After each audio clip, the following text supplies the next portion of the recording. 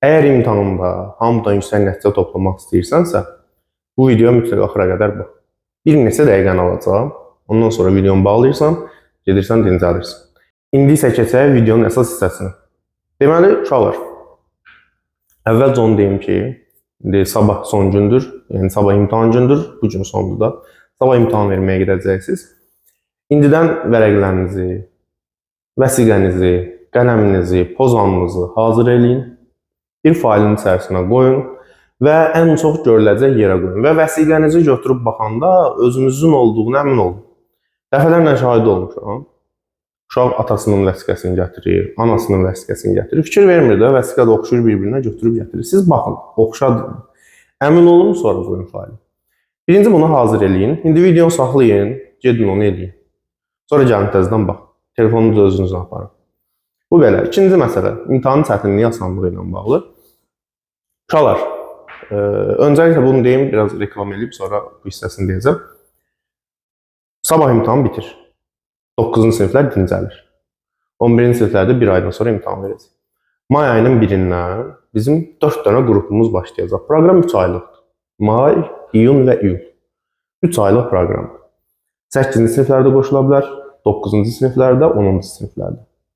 İki hissəlidir qrupumuz. Birinci hissə qrupumuz bazası zəif olan uşaqlar üçündür. Yəni bu uşaqlar çox zəif uşaqlar, nə bilim, ortalaması aşağı olan uşaqlar, imtahanda 30-40 bal yığan uşaqlar üçündür. 20 bal, 30 bal, 40 bal yığan uşaqlar üçündür. Bu təməl qrup sayılacaq. Yəni ən kiçikdən, sıfırdan öyrədəcəm hər şeyi. Əsas mövzular öyrəniləcək. 3 ay müddətində əsas mövzular öyrəniləcək. İkinci hissə qrupumuz isə bazası güclü olan uşaqlar üçün. Yəni bu uşaqlar birinci hissəni yaxşı bilirlər.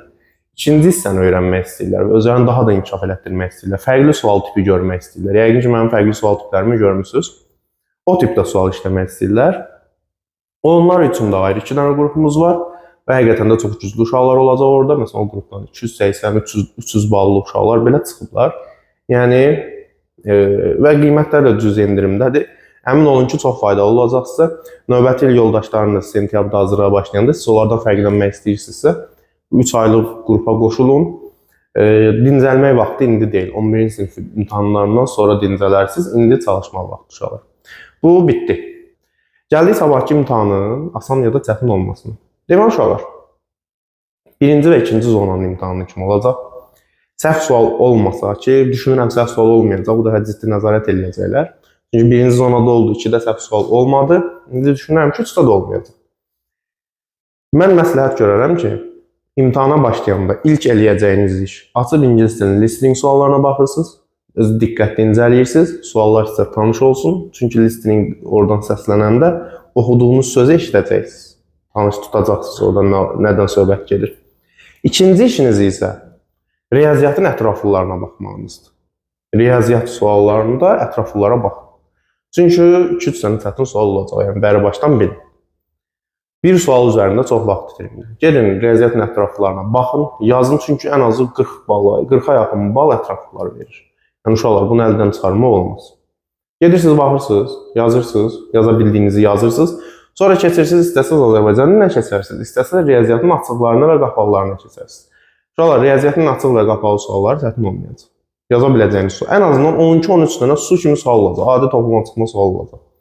Vurma, bölmə, nə bilim, x kvadrat bərabər 4 tənliyi kimi sadə çoxlu suallar olacaq.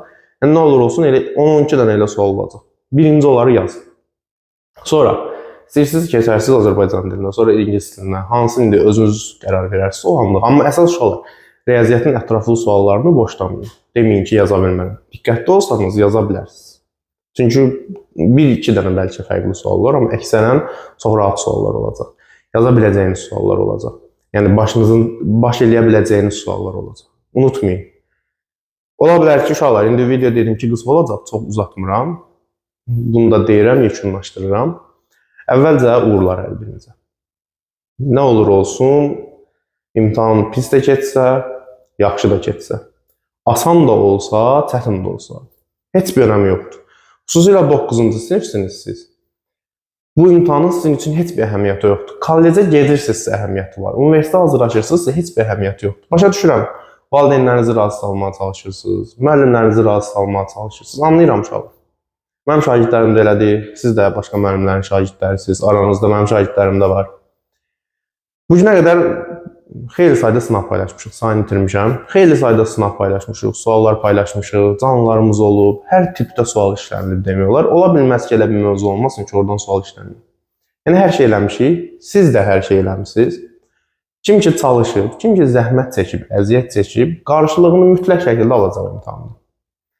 Və nə olur olsun, bunu da deyim uşaqlar, heç nə sizdən artıq deyil.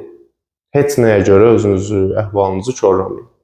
Bu gün olmayacaq, sabah olacaq. Biz keçib imtahan, keçsin də canınız sağ olsun.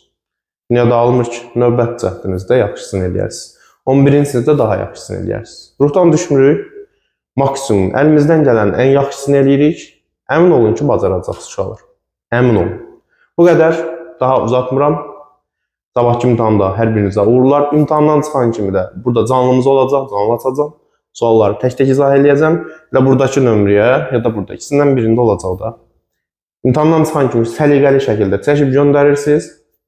Mən onların izahını tək-tək verəcəm. Sonra analizdə eləyərik, bir çox şey də eləyə bilərik. Bu qədər uşaqlar. Sağ olun, hər birinizə uğurlar.